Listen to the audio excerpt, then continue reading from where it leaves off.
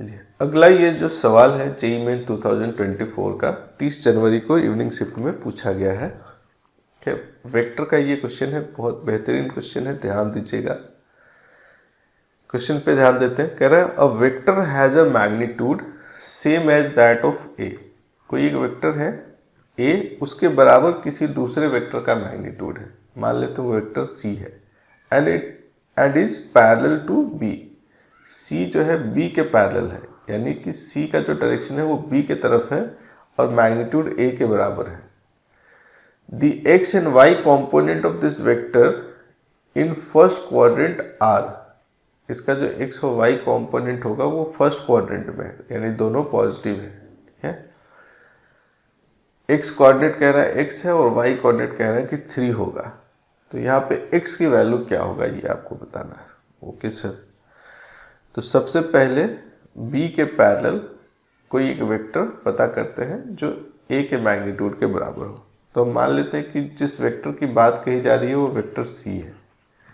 सी का जो मैग्नीट्यूड है वो ए के मैग्नीट्यूड के बराबर है और डायरेक्शन किधर है, बी के पैरेलल है। तो यूनिट वेक्टर बी से मल्टीप्लाई कर दीजिए ए के मैग्नीट्यूड को, तो एक ऐसा वेक्टर मिलेगा जिसका मैग्नीट्यूड ए के बराबर और डायरेक्शन किधर, बी की तरफ हो जाएगा।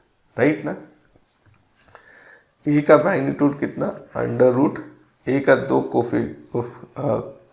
कॉम्पोनेंट है 3 और 4, तो 3 का स्क्वायर प्लस 4 का स्क्वायर। मुझे उम्मीद है कि आप लोग जानते होंगे कि इसकी वैल्यू कैसे पता किया जाता है। अच्छा, बी यूनिट वेक्टर बी कैसे पता करते हैं, पूरा वेक्टर बी लिखिए 4i प्लस 3j, और कोई भी वेक्टर को पूरा लिखने के बाद उसको उसके ही मैग्नीट्यूड से डिवाइड कर दीजिए। किससे, 4 स्क्वायर प्लस 3 स्क्वायर से। क्या ये कैंसिल हो जा रहा है? हाँ सर। तो सी क्या मिल रहा है आपको सर, सी मिल रहा है 4i प्लस 3j।